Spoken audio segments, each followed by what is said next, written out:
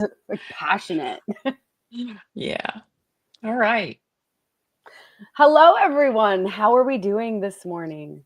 Um, I am Chrissy Bensavanga, and I am an AI educator, and I'm here with Karen Ziegler, the lead human at the Human Score. How are you doing today, Karen? I'm doing great. Excited about our topic and all the leaders that are going to be online with us today. Yeah, so excited to present this to you. We're talking about the human advantage. We are talking about rethinking work to boost experience, innovation, and ROI. All right. So today's agenda, right? We have AI adoption challenges. We're going to be addressing small and medium business challenges.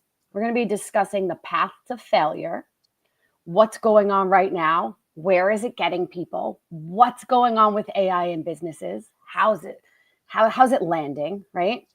We're going to talk about the great disconnect. Then we're going to talk about a great opportunity here and why the human advantage is key. We're going to talk about a fork in the road, different paths that you can take as business owners and leaders. And then we're going to talk about redeployment. We're going to talk about redeployment in action and what that really looks like. We're going to give you some real world success stories. And then we're going to talk about the Future Ready course that Karen and I have built. We're going to talk about why it's important now. And then we'll have a question and answer session. So that's our agenda today, everyone. Thank you. All right. So this may not be news to you, but up to 85% of digital transformations fail. It's just a fact, right? It's data. AI is next. Digital transformations are difficult to pull off, right? Without a strategy, your AI is vulnerable to stalled progress and failed pilots, significant financial waste, and loss of talent and expertise, right? Yeah, So we're already seeing that, aren't we? we are. We are. It may or may not have been in the headlines recently. Yeah, just a little bit.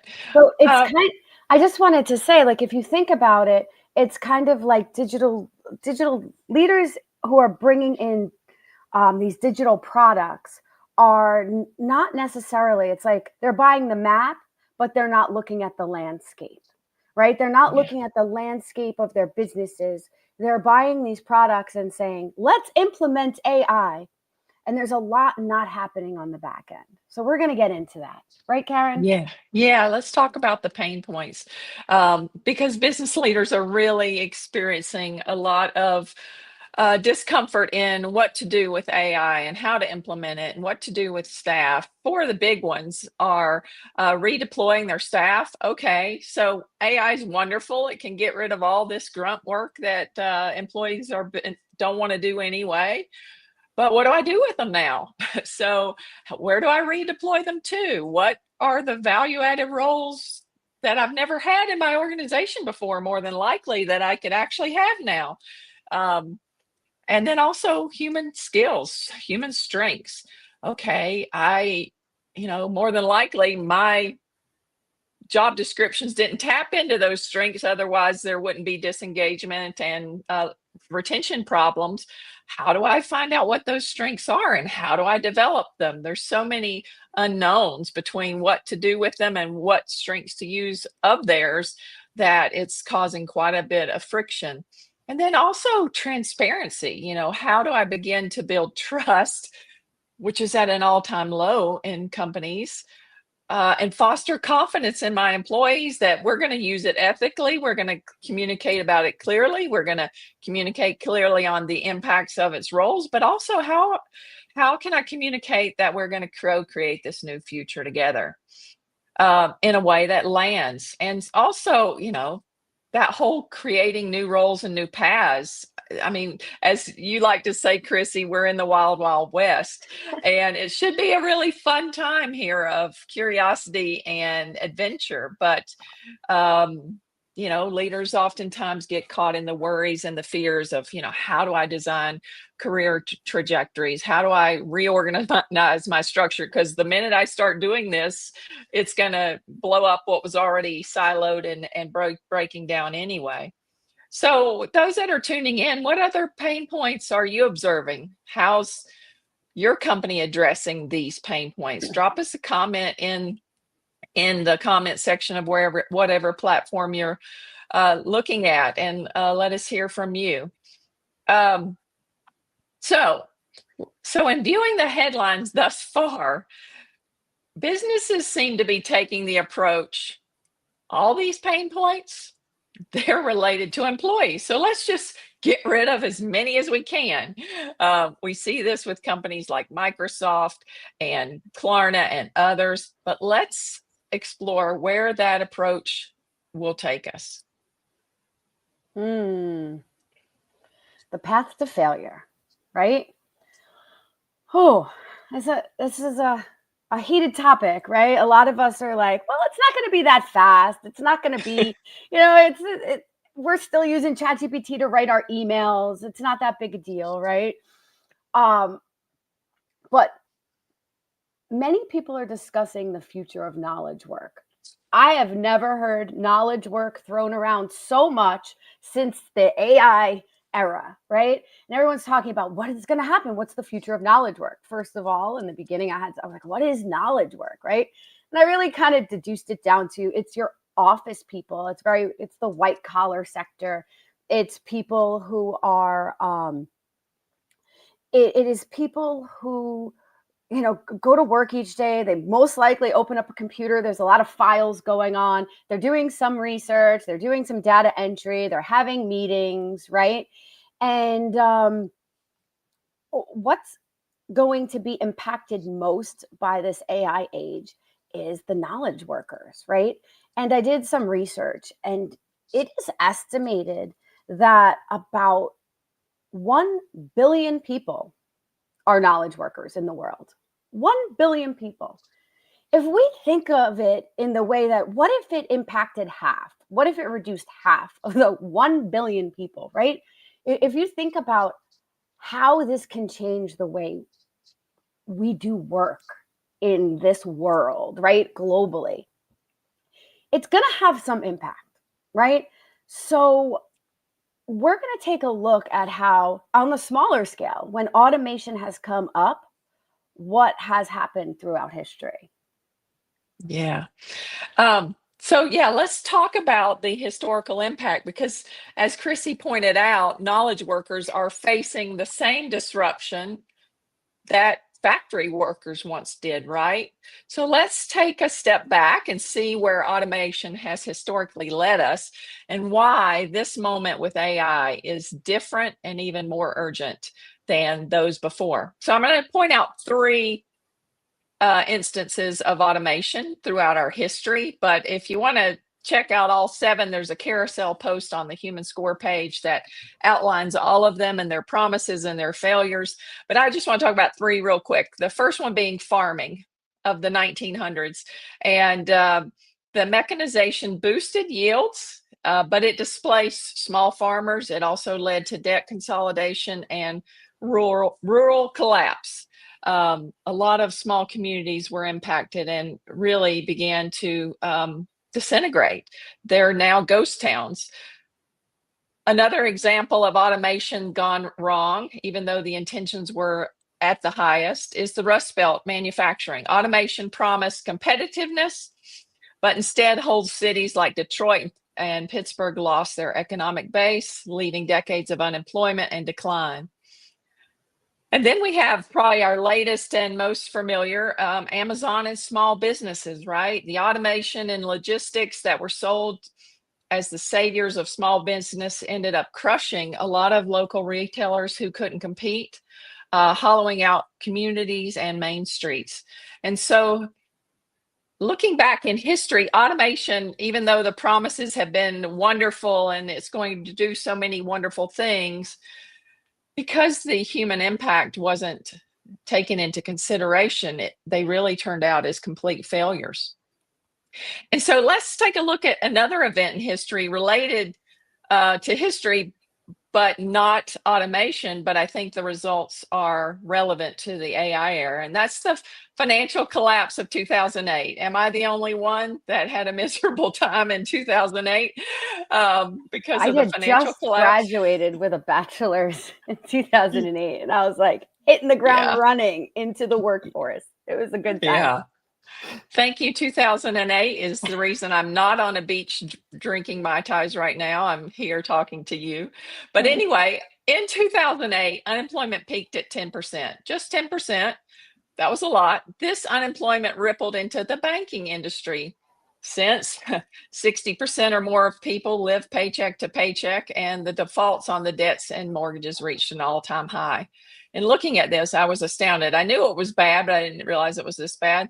But this resulted in 465 bank failures between 2008 and 2012. At the time, the government, thanks to your taxpayer dollars and mine, was able to bail out AIG, Bear Stearns, Fannie Mac, and Freddie Mae. Or I got that backwards, Fannie Mae and Freddie Mac. We all do Bank of it. yeah, Bank of America, Goldman Sachs. You don't want me to read the rest of the list, but they were able to bail out a lot of people. So let's connect the dots, folks, and see how AI has the potential to take us from these momentary discomforts and inconveniences of implementing AI and discovering how to tap into the talents of our employees. Because make no mistake, the decisions that each of you make today are not just going to affect a few employees that you might lay off or the company's bottom line. It's going to ripple beyond the company to your community, to your country, and around the globe. In each case of automation, the technology worked, but the cost of the human impact was ignored. Sorry, my husband's calling. Let me tell him later. All right. The difference between AI in farming and AI in the automotive industry is that there will not be a single industry or sector left untouched by AI. So, what's the cost of ignoring the human impact of AI? You know, in 2008, as I mentioned, it was 10% unemployment. AI experts are predicting 50 to 90% unemployment. That unemployment surely erodes purchasing power. No money, no customers. That leads to bank failures as loans default, and the banks will turn to the government for bailouts. But tell me this, folks, where are the governments going to go when their tax base of dollars have drawn up? It's kind of hard to pay taxes without a paycheck, right?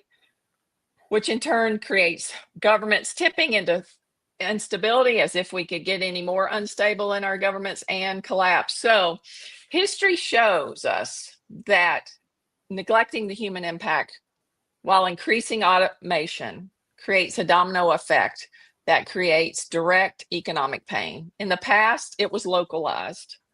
AI will not take that economic pain and localize it. It will globalize it.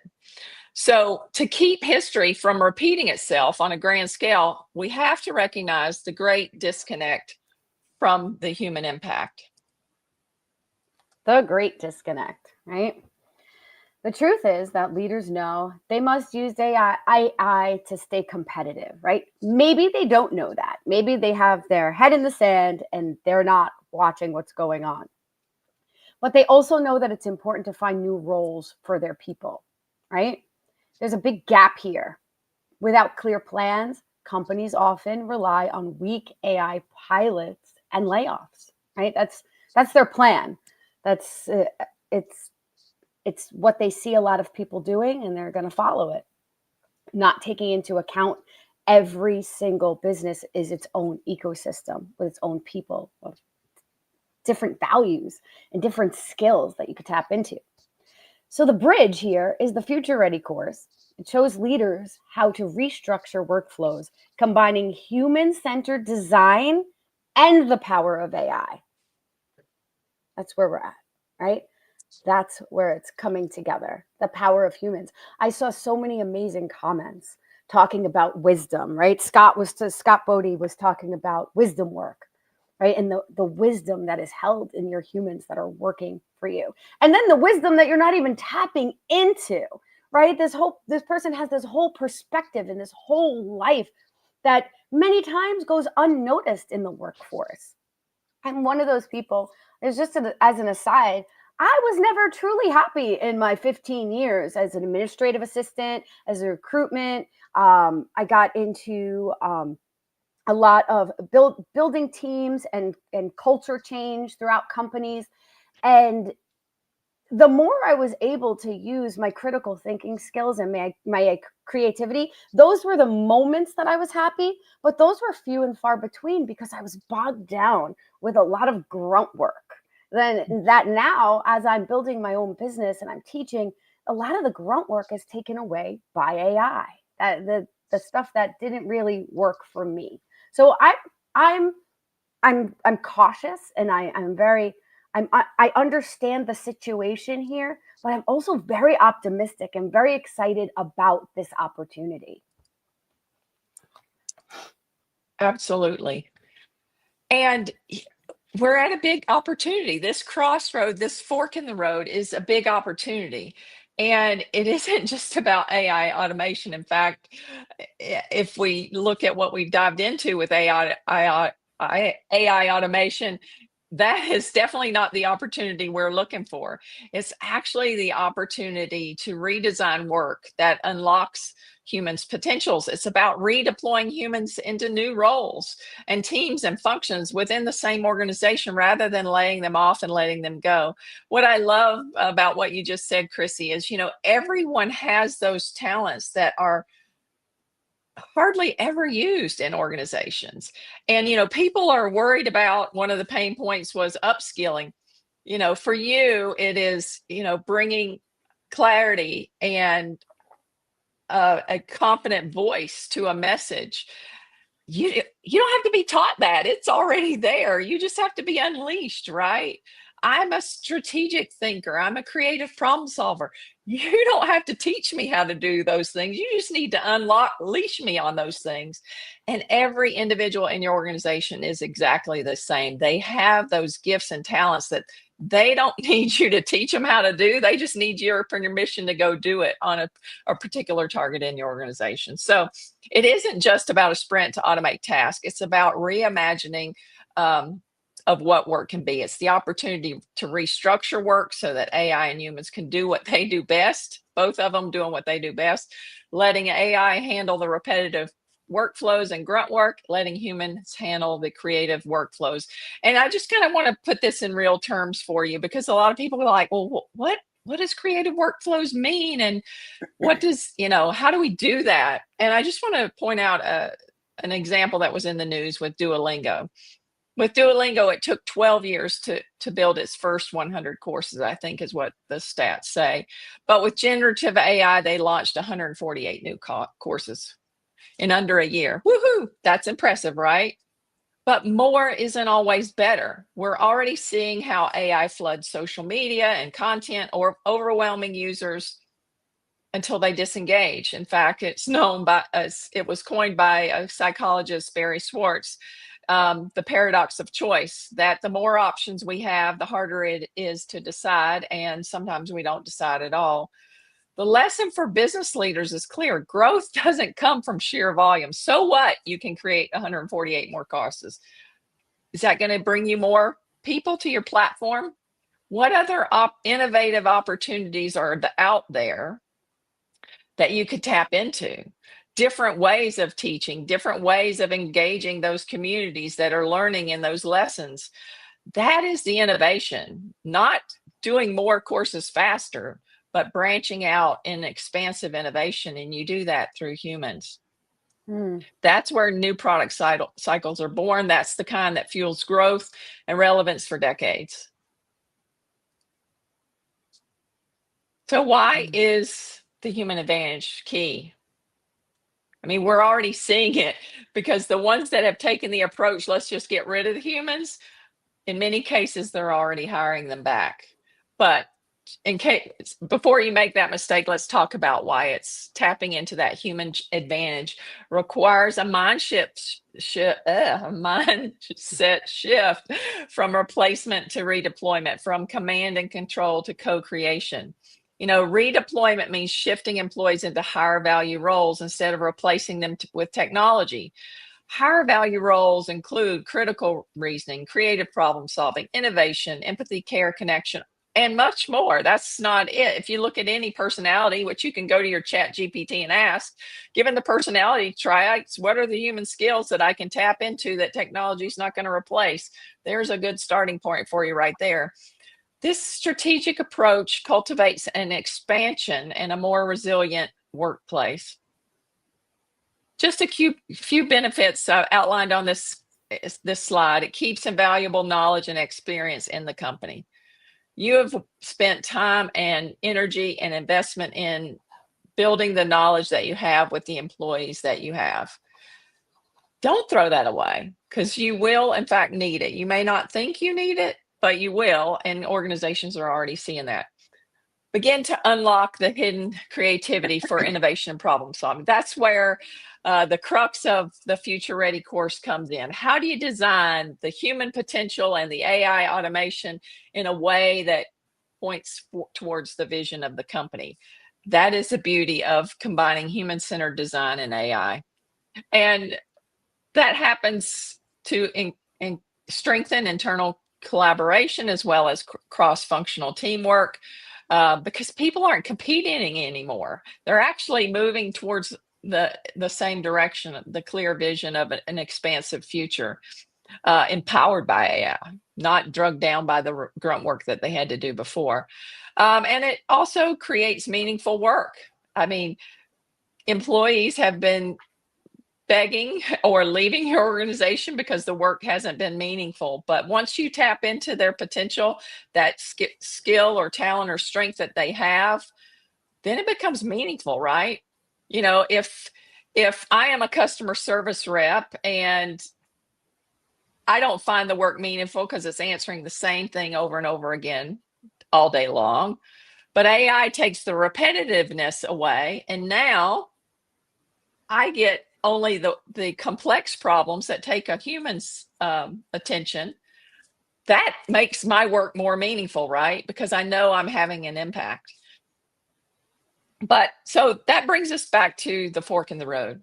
Yes, and I'm going to take this slide. But first, I just wanted to say I absolutely love all these comments. To note, Colleen had mentioned something about like empathetic AI, and I just thought of a time when I was teaching AI in a library.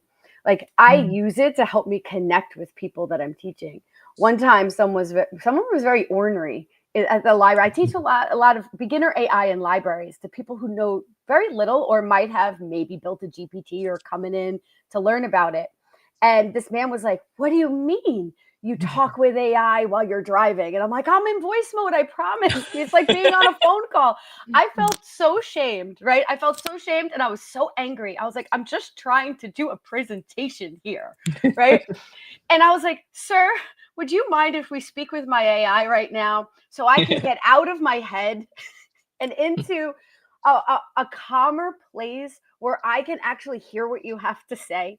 And I went through it and I had the AI in real time present all like his point of view. And I did it with him and the entire class. It was one of, and he could have been a person who had a family member injured or in a car accident, right? Due to neglectful driving. There's so many things that we don't realize when someone is giving us a little bit of a pushback or opposition. As I was the subject matter expert, I was the person in authority, and my ego was like, oh my goodness, I wanted to run home to dad, right? I was like, it was like a rough day for me. And I used it in the middle of the class, and we all went through it together. And I was best friends with that man at the end of the class, right? It helped us come together. So there are ways that AI can be used that it's outside the box and it's helping people actually collaborate more. He came up to me after the class. We talked about what he had done in his career. He was retired. it was a very cool way of seeing how AI can be used, and it was not replacing anybody. There was no replacement.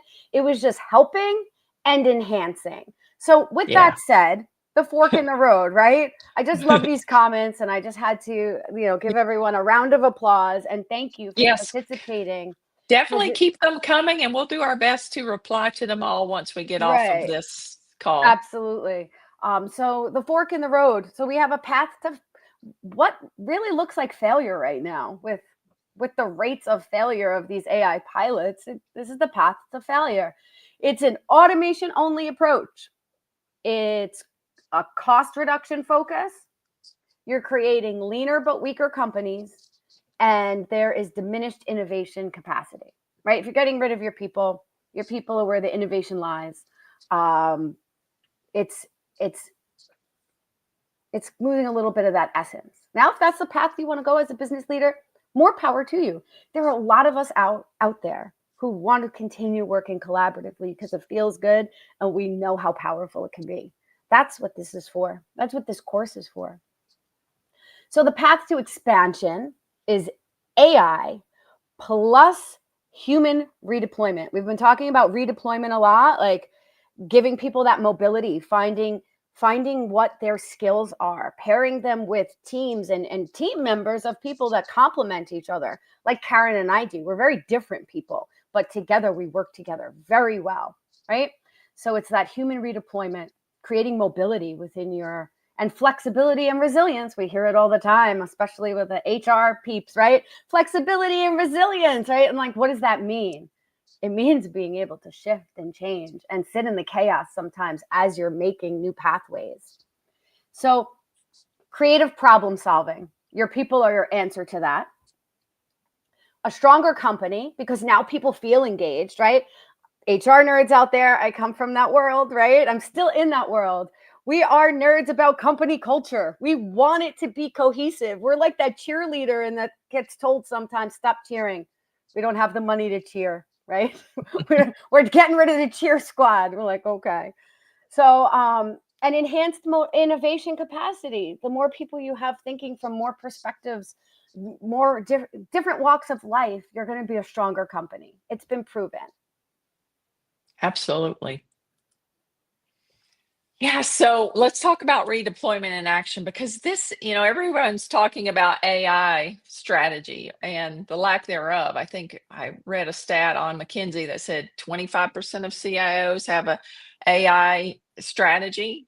Well, that's because you don't AI strategy is not only half of the puzzle, right? The strategy is how do we begin to redeploy our humans and where do we redeploy them and what tasks are being taken away so we can redeploy them. That is the real strategy, and that's where human-centered design comes in.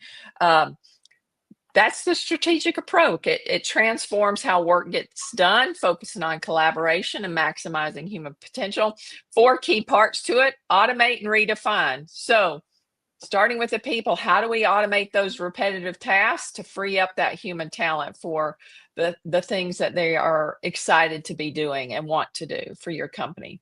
Match strengths, redefine their roles to align to individual strengths. This is going to blow your career paths out of the water because it's not about external growth anymore, chasing some next promotion, but it's about the internal growth and becoming the best version of themselves and living fully into those strengths.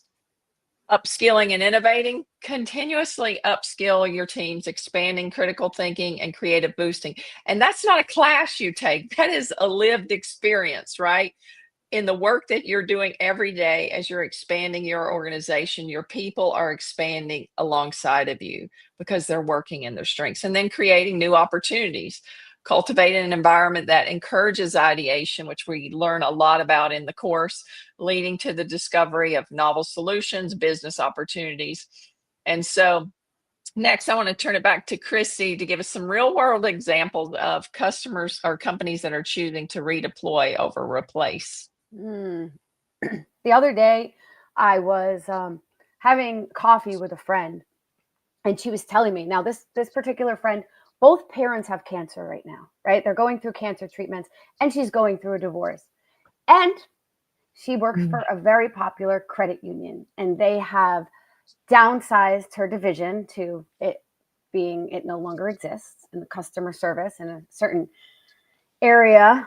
And then she was redeployed in the fraud unit. And she was apprehensive about this. She was like, there's so much going on.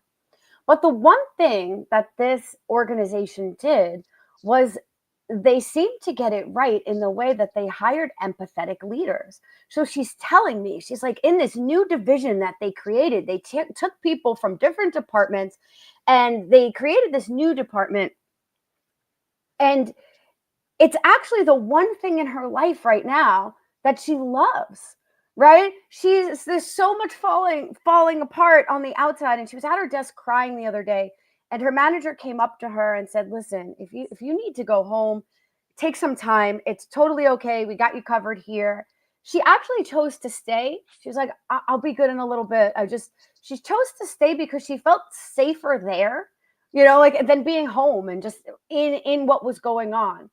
And sometimes we don't realize that that might be the best thing going on for the people. And she's a walking, I was in recruitment for a while, and she's a walking flyer for like, we're hiring, right? I want to work for a place like that where they can show that they have this human side to them. Even though AI is coming in and restructuring a lot in this credit union, they're taking steps to make sure that with the redesigning of the roles, they're better than before. And that's really, really important. And then just one other thing, Allstate has implemented empathetic AI email support, right? And basically what it does is it reads people's claims and it responds to them in a way that it's tailored to their specific situation. Then the human agent revises it, checks it, and makes sure that it's good to be sent off. And the humans are freed up to do more in person, one on one calls, troubleshooting the claims that are a little bit more difficult. But the result has been great because before the humans were just copying and pasting certain templates to the clients, and it was a very generic experience. And now this experience is much more tailored to the person. So when you're in crisis and your car is totaled and you're looking for some type of empathy, you don't really care if it was a bot or anything. You're just like, oh, good, this company understands what I'm going through. So it actually has been they it handled like something like 50,000 of the daily claim related emails are AI drafted now, and the humans review it, and they have reduced jargon, and it really frees up the repetition, and it has increased communication. So I Mm. like hearing about how it's used, because many times we're in the dark of like, what is it really being used for? How does all of this work? We're not computer programmers, all of us. We don't understand how to tap into that API, build the app, and get the large language model all together, right? Have it working cohesively. We do need programmers for that. But programmers are not going to solve your company culture issues and the fear that exists, that if your staff isn't educated, right? I'm an AI literacy coach. If they're not educated and understand the capabilities and the limitations of this technology, they're going to be in the dark and fearful, and just like they're saying to themselves, why am I going to learn this when it's just going to get rid of my job eventually? There has Mm. to be a transparency and a that vibration of, we're in this together, we're creating history together, and we're going to create a role that has probably never existed before, and you're part of that. I don't know, Mm. I want to work for that company, right? Yeah, absolutely. Yeah. Thank you, Chrissy. And I just want to touch on the frontline work innovators revealed. Oftentimes I hear CEOs go, well, my front line isn't creative. They don't know. They don't have the vision, so on and so forth. But I just want to bust that myth wide open, because the truth is, your workers right inside your company already are an innovative treasure that you have yet to mine. They're that acres of diamonds that you may be familiar with the parable. But let me just give you a few examples of frontline workers who were missed. Thought that they were just frontline workers and they had no creative capabilities. We had a frontline worker that was a janitor. His name is Jan Combe. I may not be saying that right, but he left his janitorial job and created WhatsApp and sold it to Facebook for $19 billion. We have a frontline salesperson, Sarah Blakely, who left her job and went on to found Spanx and sold for over $1 billion. We have a frontline dishwasher and busboy. Yeah, what value do they have, right? His name's Tony Chu. I think I'm saying that right. He went on to co-found DoorDash, which is currently valued at $35 billion. And so I want you to take the blinders off and really begin to look at each of your employees as a treasure that you have to, you get the privilege of unpacking. Yes, not every single one will be a Sarah Blakely or a Tony Chu, but just imagine if you have 4 of those in your organization. The rest of the people there, they are, because look at Steve Jobs. He didn't build that stuff alone. He had so many different skills and talents around him that made him the great inventor that he was. And so if you can begin to find the Sarah Blakeleys, the Tony Chus, the Jan Combs, and then find the different pieces of the puzzle, which is what we teach in the design of the Future Ready course, that are going to take that idea that your frontline innovator has and begin to build it and create it, you are going to see an explosion of business that is enhanced by AI and given us the opportunity by AI, but it is purely human. Purely human. So let's jump into the Future Ready course. So we've touched on it quite a few times here, but I want to kind of give you an idea of what's going to happen in the course.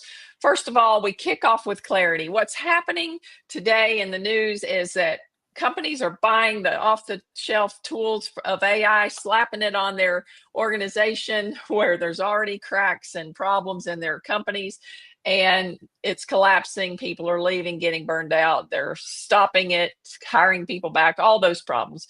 You're going to start with clarity. We're going to use the work design element of the human score that's going to measure where's the friction at now, where are the problems, where are the cracks in the system. That's where we actually need to begin, because that's where we can rebuild those work structures and workflows so that AI and humans work together on that. So we're going to kick off with clarity using the Human Score proprietary work design tool.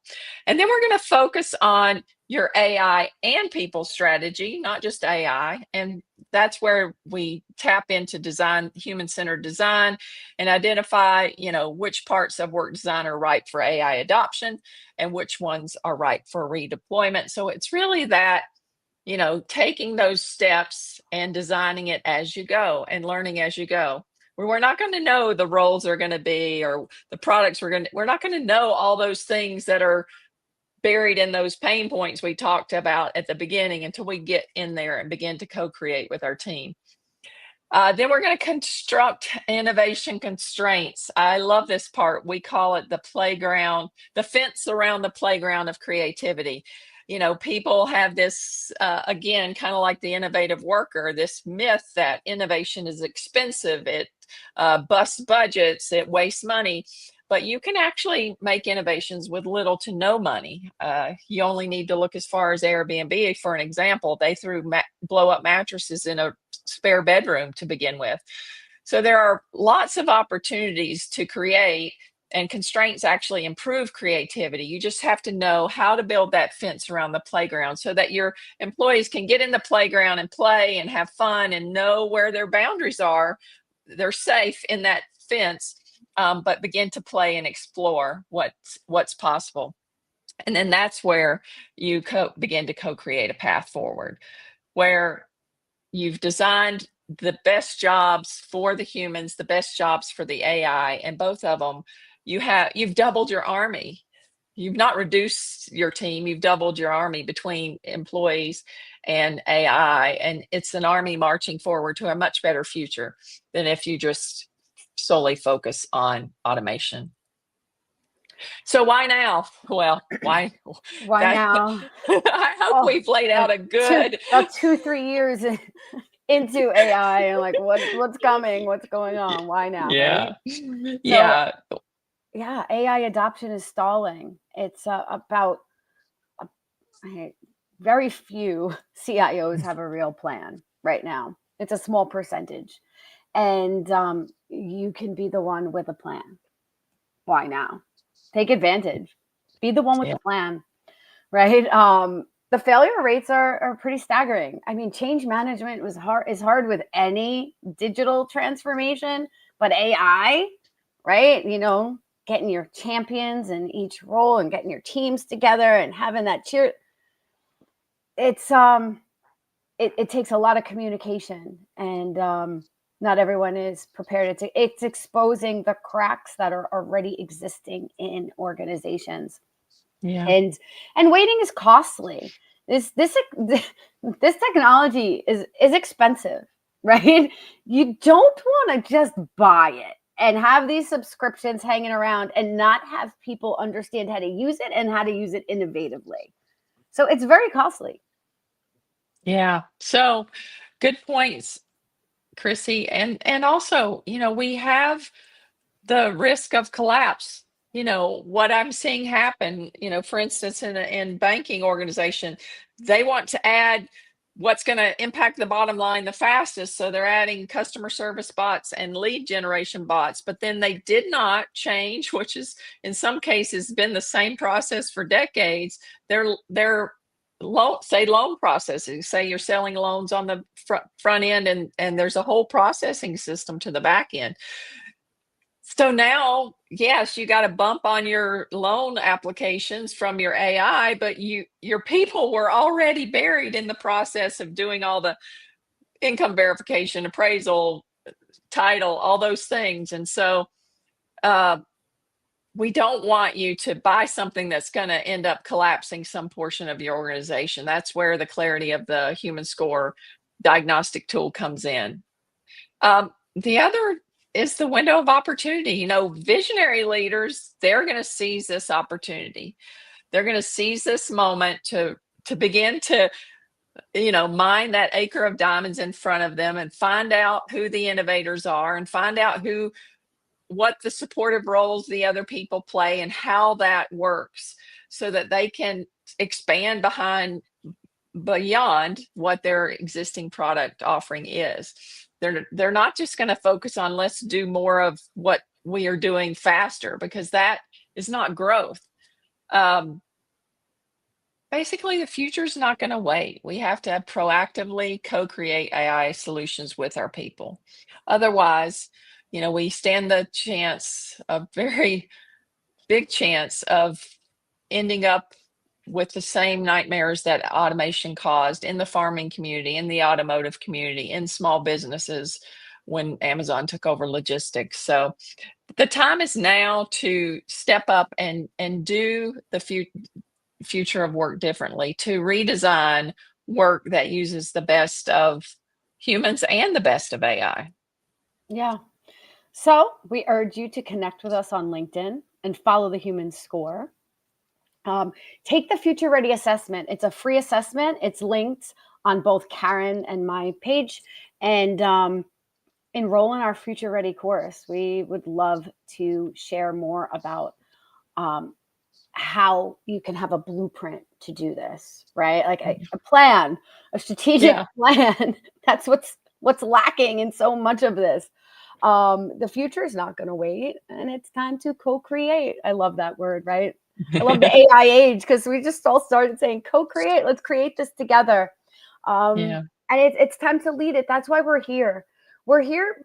I know I'm here because I didn't love the way work was before. It really didn't utilize most of my skills, and I'm looking forward to the businesses and organizations who do want to elevate humans and make sure that it can really impact your ROI when your humans are in their happiness and joy while creating. It's a proven fact. And if you can tap into even an ounce of their creativity, you have a winning team. Yeah, absolutely. And the links under Chrissy and I's profile takes you to register for the Future Ready course. Individual leaders can register there. If you are a company and you want to bring this course to, say, a group of your leaders in your company and you want it private to them, you can email me at Karen@humanscore.info and I'll get you the pricing for group rates.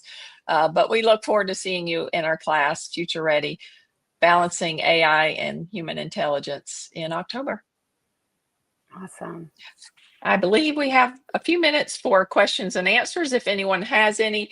If you've dropped some already in the comments, we'll do our best to get back with you on those after we are off the webinar. But if you have others, feel free to bring them to the forefront now. I know.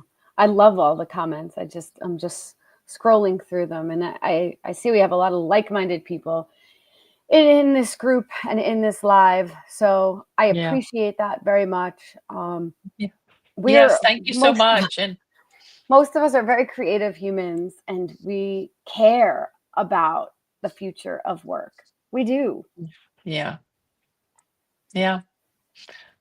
Well, thank you all for coming. It's been a pleasure having you. Once this stream ends, it will be a live video. So if this future that we're trying to build, one that is more human, is your desire for the world, then I pray that you would share this with your network, because we definitely need to get this message out that now is the time for humanity to shine, not just technology. Yay. All right. Thank you all for coming. Thank you. Bye now.